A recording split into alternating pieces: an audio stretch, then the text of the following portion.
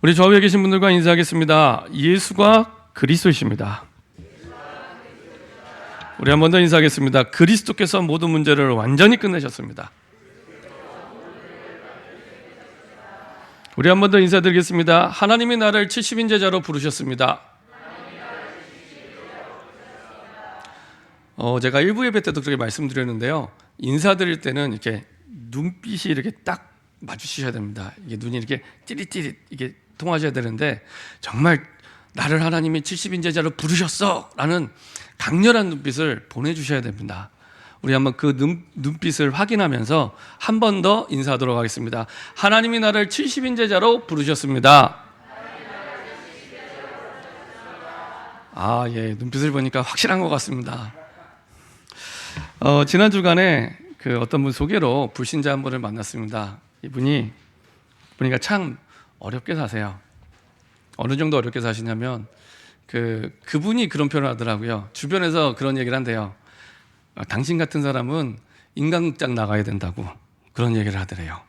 그만큼 참 제가 봐도 인간극장에 나오시는 분 이상으로 참 어렵게 사시는 분이었습니다. 이제 이분이 보니까 자녀가 한 명 있는데 장애우예요. 장애우인데 이분이 이제 연세가 이제 올해 60대 초반이십니다. 근데 아들이 이제 31살이에요. 31살인데 8개월 지능을 갖고 있습니다. 8개월 지능. 그러니까 덩치는 이만한데, 생기기도 피부도 약간 하얗고 잘생겼어요. 근데 덩치는 이만한데 8개월 지능을 갖고 있습니다. 참 어머니 입장에서는 31년 동안 그런 아들을 키운 겁니다. 얼마나 참 기가 막히겠습니까? 그럼 이제 엄마라도 건강해야 되잖아요. 엄마는 불치병이에요. 참 이 가정을 보면은 너무 힘들어요. 그럼 이제 남편이라도 있어야 되잖아요. 남편도 없어요. 남편은 이혼했습니다. 근데 그래도 남편이 양심이 있어서 그래도 이렇게 같이 살려고 했는데 시어머니가 그렇게 이제 헤어지도록 강요를 한 거예요. 그래갖고 내가 여자를 잘못 만나서 장애 아이를 낳아서 내 아들이 고생한다고 그러면서, 얼마나 참 상처가 되는 말이겠습니까? 그렇죠? 그러면서 못 살게 결국 이혼했습니다. 이제 한 3년 정도는 남편이 도와주다가 그것도 끊어졌어요. 혼자. 얼마나 힘들겠습니까? 참 제가 봐도 그 입장이면 참 해도 너무한다 라는 생각이 들 만큼 길이 없어요. 길이 없으면 어떻게 됩니까? 할 수 있는 거 하나밖에 없습니다. 죽어야죠. 그죠? 그래갖고 이분이요, 하여간에 그 오랫동안에 죽으려고 생각을 많이 하셨더라고요. 그래갖고 집에 늘 번개탄이 있어요. 번개탄을 두고. 그러니까 이분이 이제 이사 갈 때, 이사집 나르는 사람이 얼마나 이상하게 생각하겠습니까? 아파트에 이사 가는데 요새 아파트에서 번개탄 쓰지도 않는데 버려도 되냐니까 아니라고요. 쓸 데가 있다고. 번개탄 못 버리게 하고. 또 얼마 전에는 제 아들을 목욕시키다가 넘어져서 다쳤어요. 그러니까 참 이게 아들도 다치고 그다음에 이분도 다치고 얼마나 참 기가 막히겠습니까? 그러니까 이분이요, 앉아서 엉엉 울어 떠르더라고요. 참 기가 막힌 일입니다. 그러면서 이제 죽자 이제 뭐 이렇게 살아서 뭐하냐. 그래도 한 31년을 그렇게 살았는데 참 보니까 어려워요. 답이 없어요. 뭐 어떤 말로 위로가 되고 어떤 말로 그게 회복이 되고 힘이 되겠습니까? 그래서 이제 보니까 이분이 교회도 다녀보셨다고 그러더라고요. 교회도 다녀보셨어요. 근데 이 아들 데리고 교회를 갔다가 이제 사람들이 이상하게 보는 거예요. 좀 이렇게 좀 이해하고 좀 기도해 주면 참 좋은데, 워낙 교회가 이제 여러 종류의 사람들이 다 모였기 때문에 다 좋은 사람만 있는 게 또 아니잖아요. 그러다 보니까 이제 또 이렇게 쳐다보고, 쳐다만 봐도 그나마 다행인데 또 말을 하고. 근데 이 아들이 또 8개월짜리 지능을 갖고 있으니까 예배 드리다 막 소리 지르고, 또 이제 교회 몇 번 가다 말고. 그래서 예수 믿냐고 이제 주변에 있던 분이 물어보니까 이제 자기는 본인이 또 예수 믿는다고 또 대답을 해요. 사실은 예수를 믿는 게 아닌데.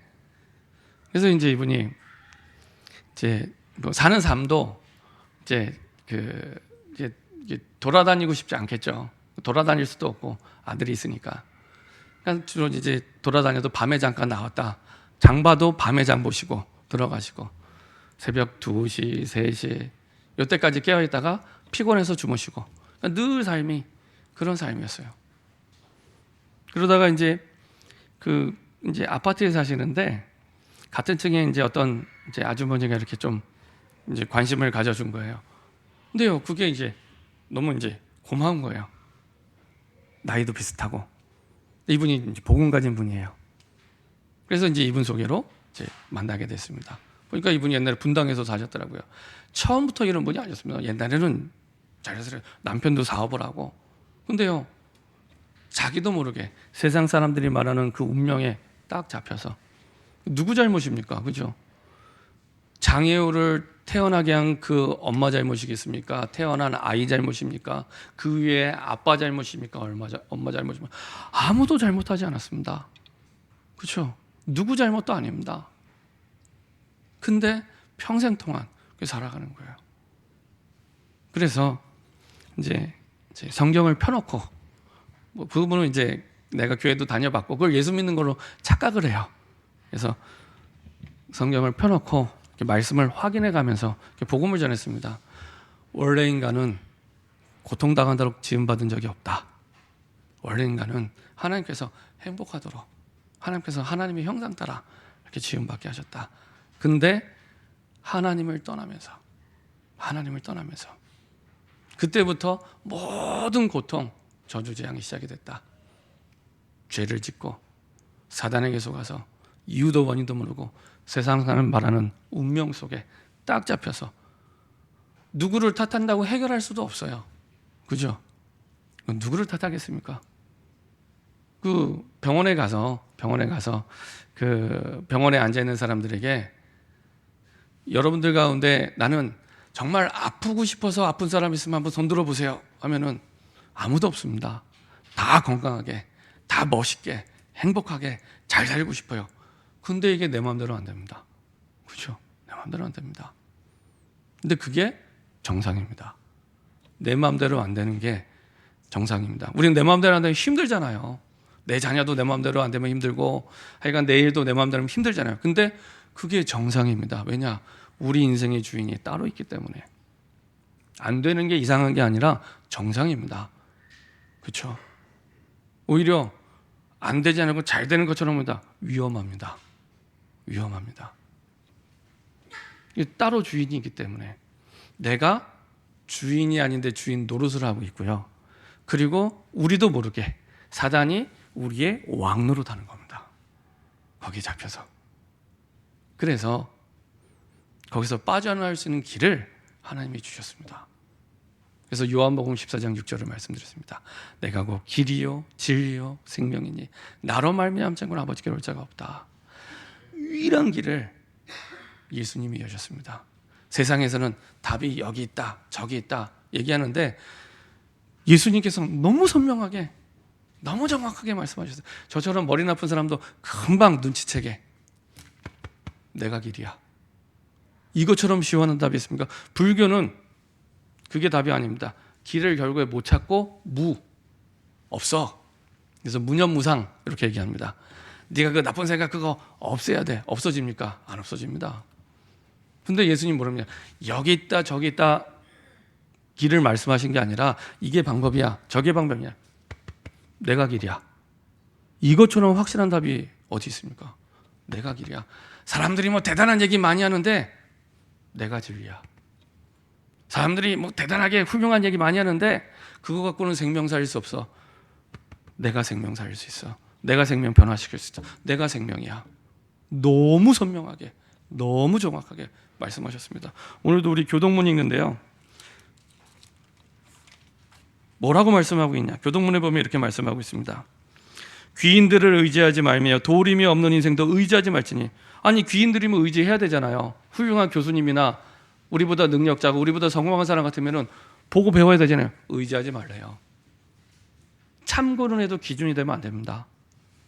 의지하지 말래요. 도림이 없는 인생 의지하지 말래요.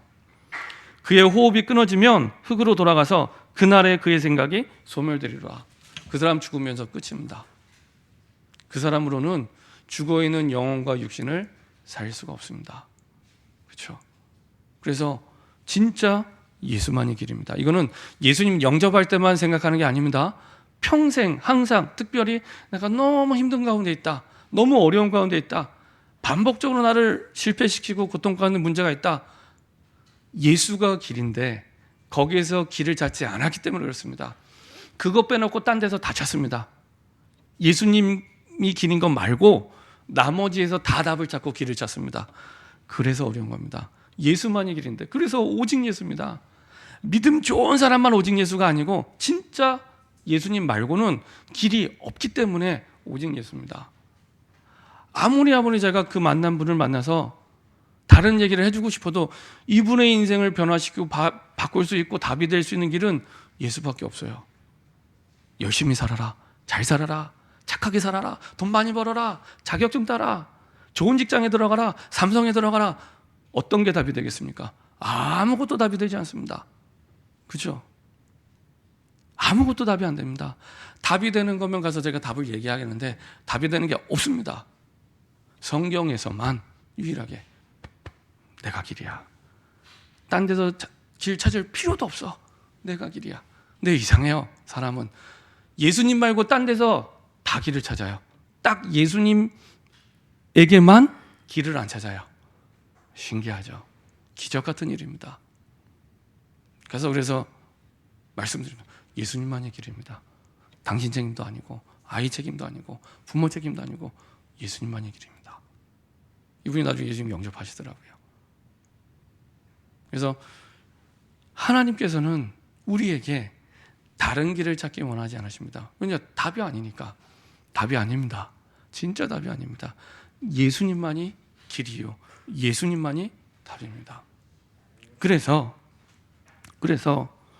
그 예수님만이 길이요, 예수님만이 답이 될 때 사실은 70인 제자의 축복을 누리게 되는데, 그렇게 하려면은 사실은 첫 번째로 하나님의 절대 주권을 인정할 때만 가능합니다.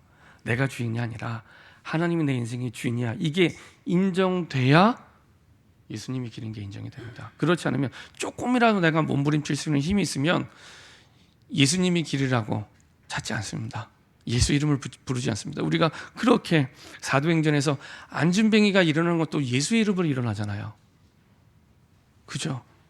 그리고 가는 곳마다 항상 증거하는 내용도 똑같아요.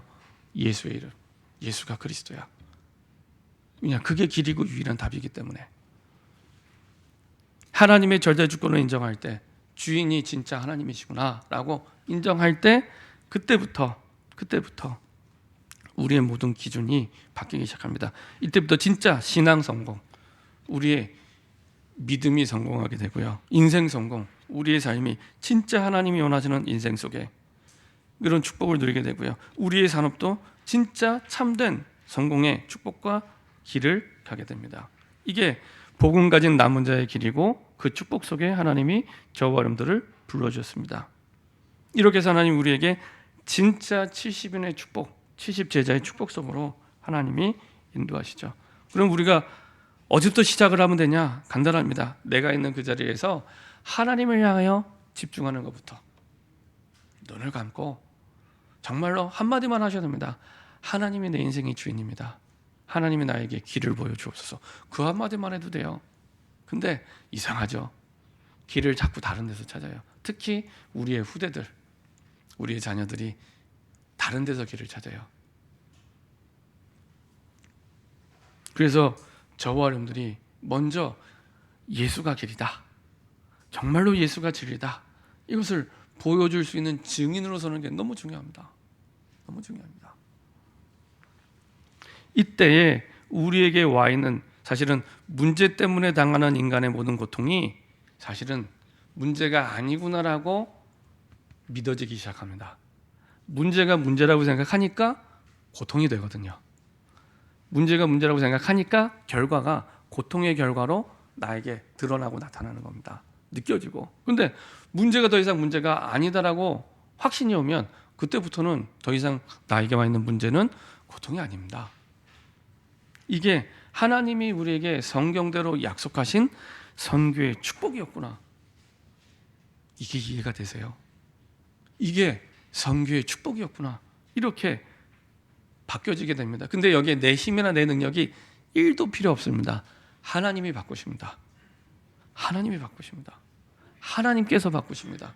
왜요? 하나님이 주인이니까. 저 같은 경우에 이렇게 오랫동안 집을 이사 다니고 이제 전세 살이를 하며 이렇게 살았는데, 그때마다 집을 고칠 때마다 제 마음대로 못 고치잖아요. 주인이 따로 있으니까. 주인에게 물어보고 주인이 고쳐줍니다. 그렇죠? 마찬가지로 내 인생 문제 가운데 나에게 고쳐야 될 부분이 있다. 주인이 고쳐주십니다.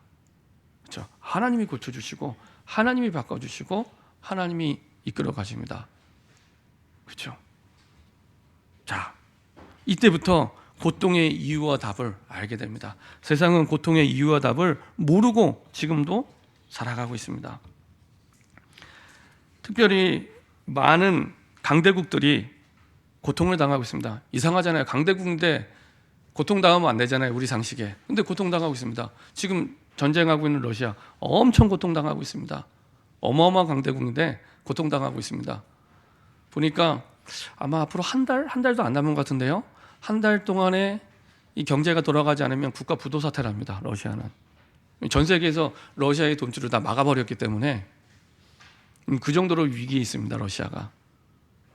러시아 대통령 가만히 있어도 우리가 흔히 세상 사람들이 흔히 이야기하는 북이 영화를 그대로 누릴 텐데 가만히 못 있고 전쟁을 일으키는 바람에 보니까 전쟁 일으키기 전에 암수술도 받았더라고요. 암수술도 받고 지금도 보니까 멀쩡하지가 않아요. TV에 잠깐 비치는 거 보니까 멀쩡하지 않습니다. 참 불쌍하다. 그 강대국의 대통령이 참 불쌍하다. 그런 생각이 듭니다. 강대국인데 우리 상세계는 잘 살아야 되는데 고통당합니다. 그게요, 나라도 그렇지만 개인도 똑같습니다. 부자인데 잘 살아야 되잖아요. 대부분의 사람들의 목적이 인생에 돈이 있는데 아니라니까요. 돈이 많은 만큼 근심도 많습니다. 절대로 그게 축복이 아닙니다. 그게 행복이라고 달려가고 있는데, 뭔가 인생의 성공을 달려가고 있는데, 그럼 가진 자가 돼야 되거든요. 사람들의 행복의 기준이 소유에 있기 때문에 능력도 가져야 되고 지식도 가져야 되고 가져야 돼요. 그러면 행복한 줄 알아요? 아닙니다. 진짜 잘 보세요. 진짜 행복한가? 아닙니다. 사실은 너무너무 많이 고통당하고 있습니다. 강대국이 고통당하는 것처럼 계속 고통당하고 있습니다. 그럼 약소국은요, 강대국에 잡혀서 종노릇하고 있고요. 우크라이나도 계속 원치 않는 전쟁을 하면서 고통당하고 있죠. 그렇죠? 아무도 원하는, 너무너무 비참해요. 특히 아이들이 제일 불쌍해요. 전쟁을 당하면 아이들이 너무 불쌍해요. 부모님을 하루아침에 잃어버리잖아요. 어제까지만 해도 막 웃고 떠들었는데 한두 달 만에 부모님이 사라진 겁니다. 이해되십니까? 그렇죠? 너무너무 비참하게 무너집니다. 그리고 그들을 살려야 될, 사실은 하나님의 백성들은 모르고, 이 영적 사실을 모르고 계속 그 일에 심부름하면서 살아가고 있습니다.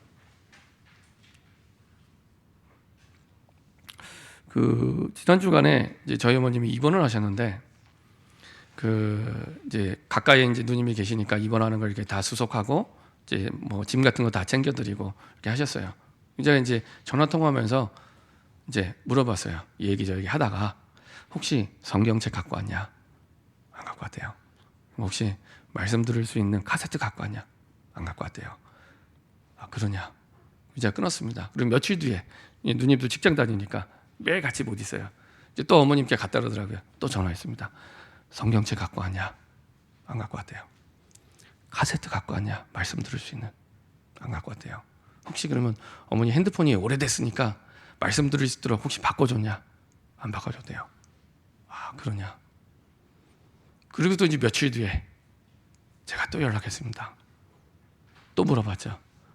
성경책 갖고 왔냐? 어머님이 되게 성경을 좋아하십니다. 성경책 갖고 왔냐? 안 갖고 왔대요. 혹시 말씀 들을 수 있는 카세트 갖고 왔냐? 안 갖고 왔대요. 혹시 말씀 들을 수 있는 핸드폰 갖고 왔냐? 안 바꿨대요. 이쯤 되면 이건 신앙입니다. 신앙. 실수가 아니라 누님의 신앙입니다. 그 전에 축구 선수 이영표가 얘기했던 걸 국가대표였잖아요. 국가대표가 또 한두 번 실수할 수 있대요. 근데 이게 반복되면 그거는 실수가 아니라 실력이다 얘기를 하더라고요. 마찬가지로 뭐 한두 번 빠뜨릴 수 있는데 계속 안 갖고 오거든요. 이건 신앙입니다. 근데 저희 누님이 초신자냐? 아닙니다. 46년째 교회 다니고 있는 권사님이십니다. 46년째. 교회 안에서 할 수 있는 직분은 다 있습니다. 피아노 반주자, 주일학교 교사, 총무교사, 거기에다가 뭐 중등부 때 회장은 못해서요. 부회장, 고등부 때 부회장, 청년부 때는 회장. 그래서 생각 속에 영적 사실에 대해서 전혀 생각을 안 하고 있구나. 영적 상태가 바뀌어야지 모든 게 바뀝니다. 이 영적인 부분을 전혀 계산하지 않고 있구나. 46년 동안 교회를 다녔는데 많은 생각이 들더라고요. 그렇게 하면서 세상의 종로로 타는 겁니다. 하나님은 정복하고 다스리라고 신분권세를 바꿔주셨는데 사실은 그렇게 세상에, 그렇죠? 자, 이렇게 고통의 이유도 모르고 사실은 계속 어려움을 당하는 가운데 저와 여러분들이 살려야 되는데 살리지 못하니까 세상은 자꾸만 정신병, 그다음 여러 가지 많은 중독, 여러 가지 많은 질병자들이 일어나고 너무너무 많아졌습니다. 훌륭한 사람, 대단한 사람, 과학자, 똑똑한 사람 많아지는데 병은 훨씬 더 많아졌습니다. 이상하잖아요. 이것도 우리 상식과 안 맞아요. 오히려 거지들은 정신 문제 안 걸립니다. 오히려 이게 정신 문제는 선진국병이라고 합니다. 훨씬 많습니다. 일본 같은 나라 훨씬 많습니다.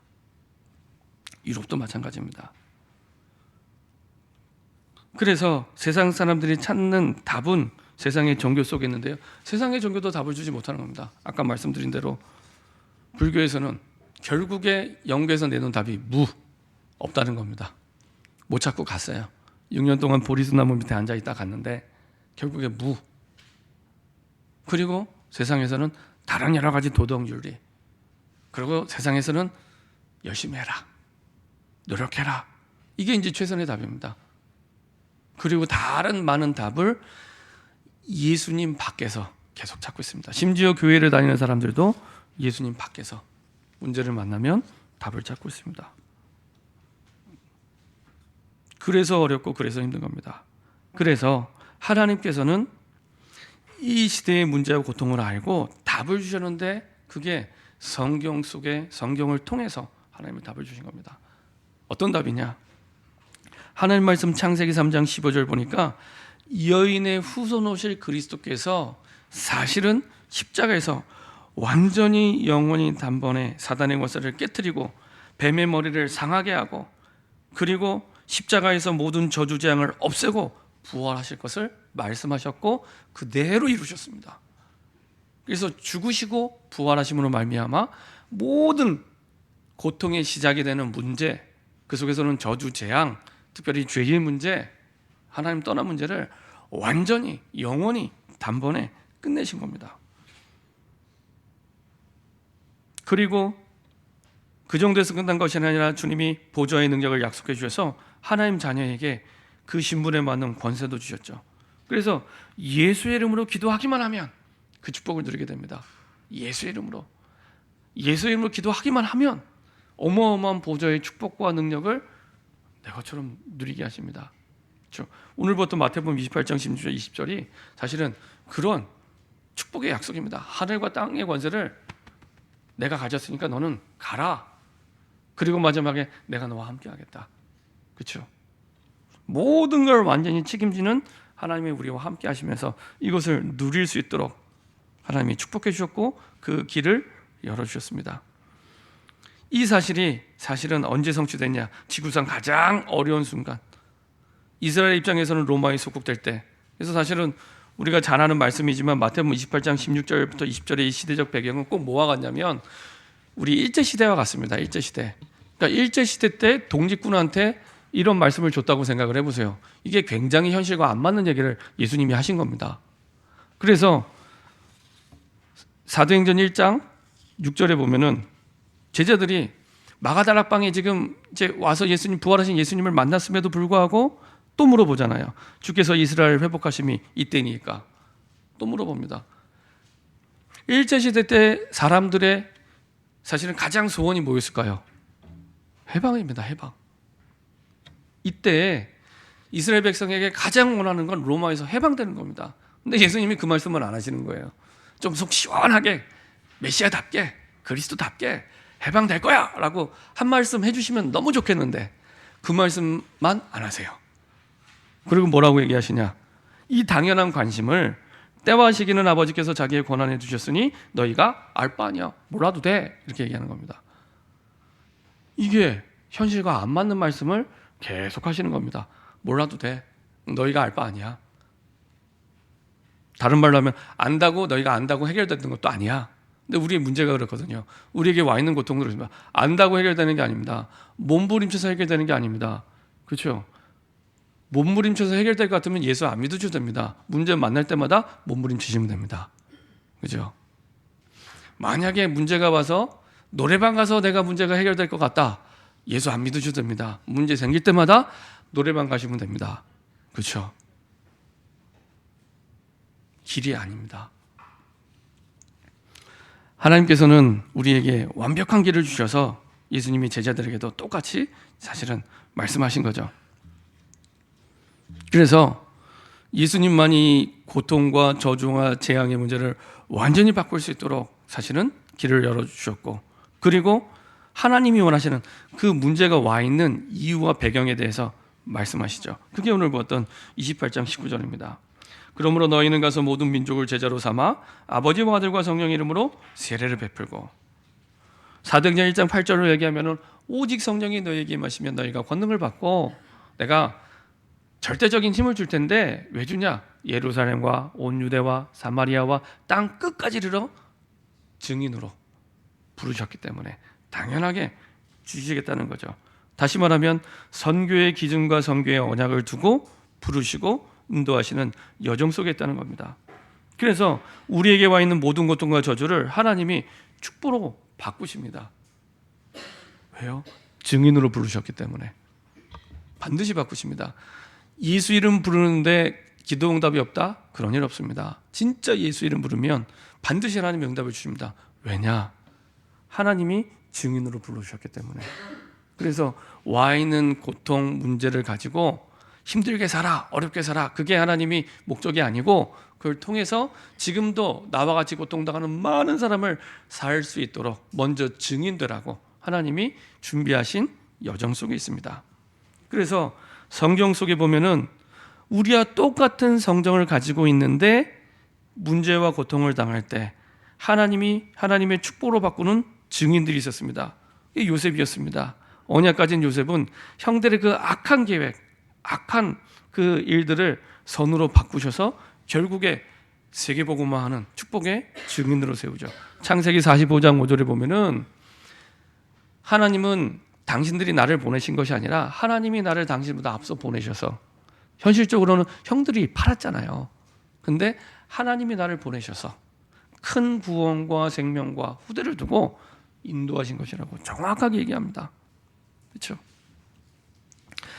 80세의 모세에게는요, 언약을 붙잡게 하셔서 홍해 앞에서도 백성들의 원방 앞에서도 하나님의 구원과 역사로 바꾸는 그 응답의 증인으로 서게 하십니다. 그렇죠? 모든 일이 우리가 당하는 고통과 문제보다 더 커슴같이 작지 않습니다. 다윗은요, 인생의 3분의 1을 도망자 인생으로 삽니다. 특히 장인어른이 죽이려고 군대를 3,000명이나 이끌고 잡으러 다녔잖아요. 그런 장인어른이 어디 있습니까? 심지어 나중에는 또 아들 압살롬이 반란을 일으켜서 또 도망을 갑니다. 하여간에 인생의 3분의 1을 도망을 다니며 살았는데, 그런 가운데서도 죽음 앞에서도 뭐라고 고백하냐? 여호와는 나의 목자시니 내게 부족함이 없으리로다. 그가 나를 푸른 초장으로 인도하시고 실만한 물가로 인도하시도다. 원수의 목전에서 상을 베푸시리라. 그렇죠? 근데 결국의 결과가 어떻게 됐습니까? 그 언약의 고백대로, 그 믿음의 고백대로 됐습니다. 상황대로 된 게 아니라, 문제대로 된 게 아니라, 고통 따라 된 것이 아니라 언약의 고백대로. 그렇죠? 그러면서 많은 시편을 통해서 뭐라고 고백하냐? 문제가 있을 때마다, 고통을 당할 때마다 여호와는 나의 방패시요, 나의 요새시요, 나의 피난처시요, 나의 힘이시요. 이렇게 언약을 붙잡고 믿음을 고백하면서 모든 와 있는 고통을 선교의 축복으로 바꾸시는 하나님을 찬양했습니다.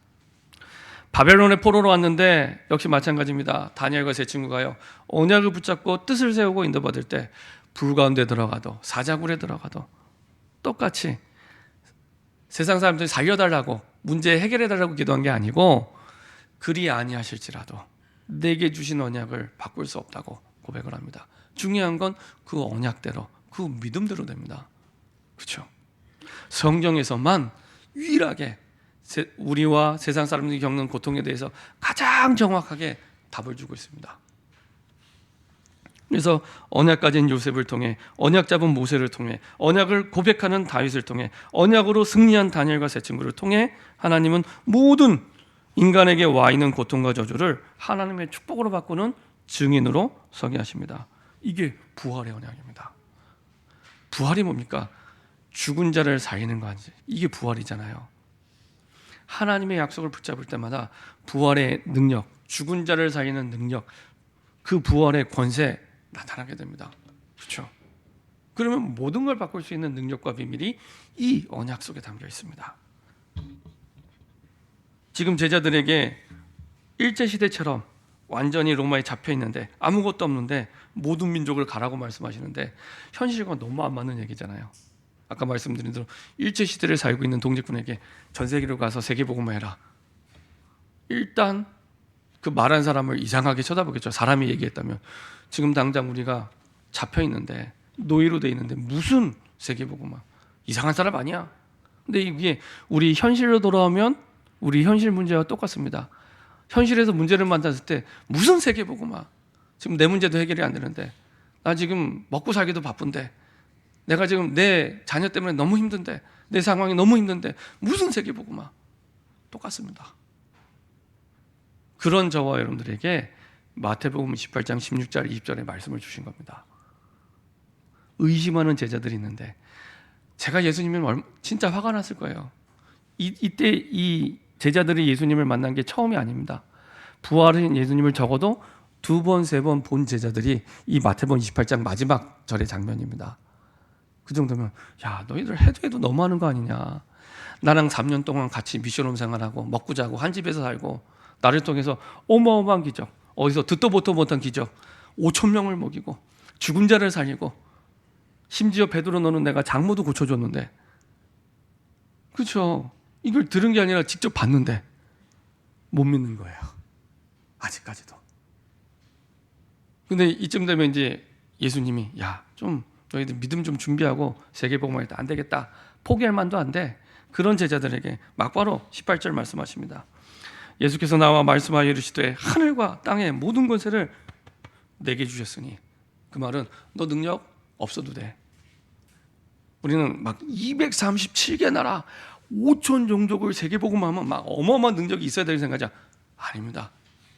성경적이지 않은 생각입니다. 능력 없어도 됩니다. 없어도 됩니다. 내가 뭘 갖춰야 돼. 아닙니다. 예수님이 제자를 부를 때 처음부터 능력 있는 사람 부르신 게 아니잖아요. 마가복음 3장 13절 15절에 예수님이 제자를 부르십니다. 근데 능력 있는 사람 커트라인 두고 부르신 게 아닙니다. 그렇죠? 부르심이 기준입니다. 그걸로 끝입니다. 많은 사람들이 제가 이렇게 집사님, 권사님들 아유 전도자로 부름받아 기쁘시겠어요. 아유 목사님 무슨 말입니까? 제가 무슨 전도자입니까? 전도도 못하는데 이런 생각이에요. 되게 맞는 말처럼, 겸손한 말처럼 들리잖아요. 비성경적인 말씀입니다. 그렇죠? 한 번도 성경에서 그렇게 말씀하신 적이 없습니다. 부르심이 기준입니다. 부르심이. 제자를 부를 때 야 전도 1000명 이상 한 사람만 12제자 될 수 있어, 이렇게 부르는 게 아닙니다. 부르심이 기준. 그것도 아무도 말 못하도록 갈릴리 출신의 제자들. 이스라엘 사람들도 이방인 비슷하게 천시했던 사람들이 갈릴리 출신의 사람들입니다. 그래서 성경에 보면 저 이방의 갈릴 저 이방의 이방 같은 갈릴리요, 이렇게 얘기를 할 만큼 아주 수준 낮게 보는, 적어도 예루살렘 사는 정도 돼야지, 수도에 살아야지 하는, 이렇게 봤지 이방인 비슷하게, 짐승 비슷하게 보던 사람들이 갈릴리 출신입니다. 근데 12제자들이 다 갈릴리 출신들입니다. 그렇죠? 그런 제자들에게 능력 없어도 된다는 겁니다. 진짜 하나님 너를 불렀다는 마음이 있냐? 그 믿음이 있냐? 그거 질문하시는 겁니다. 그러므로 너희는 가서 모든 민족을 제자로 삼아 아버지와 아들과 성령 이름으로 세례를 베풀고, 모든 민족, 지구가 네모나다고 생각하던 시절에 모든 민족으로 가래요. 그렇죠? 이해가 되겠습니다. 이해도 안 되는 말씀을 예수님이 자꾸만 하시는 거예요. 근데 이제 사람의 머리로 이해가 안 될 뿐 중요한 건 하나님의 말씀대로 됐다는 거. 그렇죠? 어느 정도로 됐습니까? 2000년이 지나서 우리에게까지 복음이 왔잖아요. 모든 족속 가운데 우리가 있었고 우리가 그 흐름 속에 들어왔잖아요. 그렇죠? 고통의 문제를 해결하는 정도가 아니라 어마어마한 하나님의 선교의 사명을 하나님이 이루시는 과정이 됩니다. 능력 없어도 돼, 힘이 없어도 돼 말씀하시는 겁니다. 그러면서 마지막에 가장 중요한 한 가지를 약속하십니다. 20절에 내가 너에게 분부한 모든 것을 가르쳐 지키게 하라. 여기까지만 말씀을 들으면 수단과 방법을 가르치고 내가 뭔가를 해야 돼요. 내 열심을 가지고, 내 능력을 가지고. 근데 전혀 그렇게 안 해도 될 것은 볼지어다. 볼지란 말은 꼭 기억해라 이런 얘기입니다. 볼지어다. 내가 세상 끝날까지 너희와 항상 함께 있으리라. 네가 능력이 없어도 되고 부족해도 되고 연약해도 된 건 하늘과 땅의 권세를 가진 그분이 너와 단 1초도 떠나지 않고 너와 함께 하셔.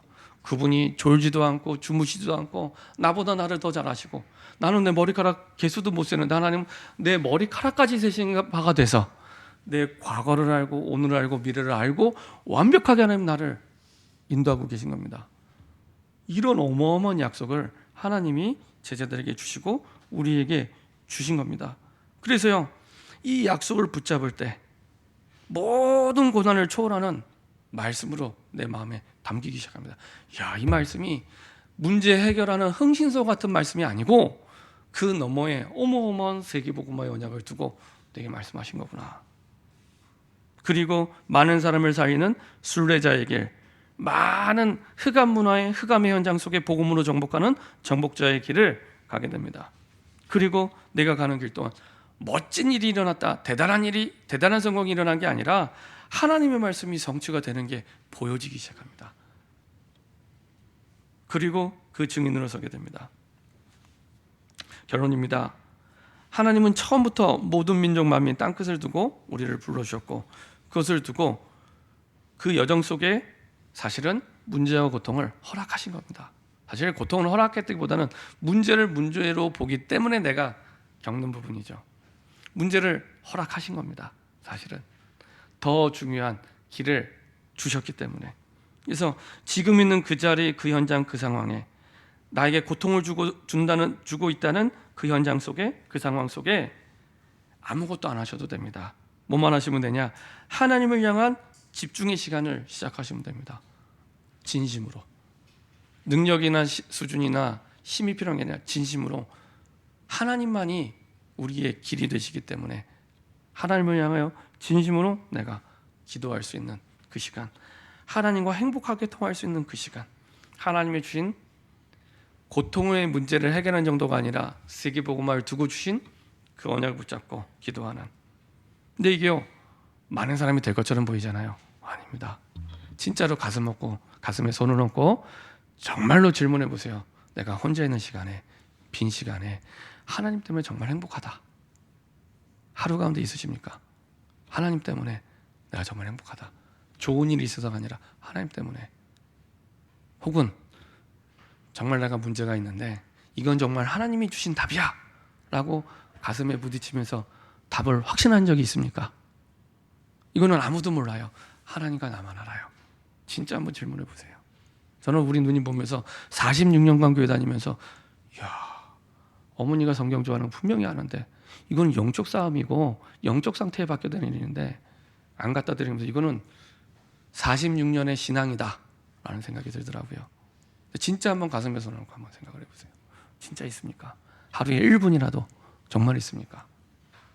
진짜 질문해 보셔야 됩니다. 그러면 그때부터 1분이라도 있으면 그때부터 모든 게 바뀌기 시작합니다. 고통이라고 생각했던 그 문제가 이거 문제로 포장된 하나님의 완벽한 답이었구나. 완벽한 미래가 그 문제 속에 있구나라는 걸 확인하게 됩니다. 우리는 미래를 딴 데서 찾잖아요. 아닙니다. 지금 와 있는 문제 그 속에 저와 여러분들이 약속하신 미래가 있습니다. 확인하게 됩니다. 그래서 제자들에게 예루살렘 떠나지 말고 그 자리, 고통의 자리, 힘든 자리 떠나지 말고 아버지의 약속하신 것을 기다리라. 우리 마음 같아서는 세계복음화 제자로 불렀기 때문에 당장 나가서 죽어있는 영혼 시급하니까 전도해 이렇게 말할 텐데 그렇게 말씀 안 하시고 기다려.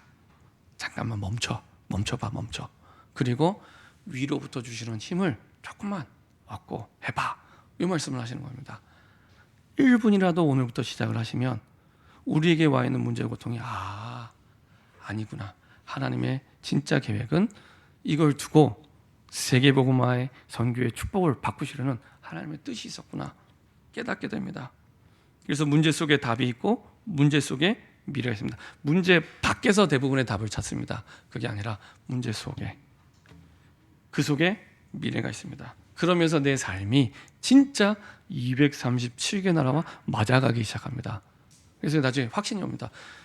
이게 답이고 이게 능력이면 어느 나라에 가서도 이게 복음이구나. 미국 사람을 만나도 이게 복음이고 아프리카 사람을 만나도 이게 복음을 살릴 수 있겠구나. 그게 237입니다.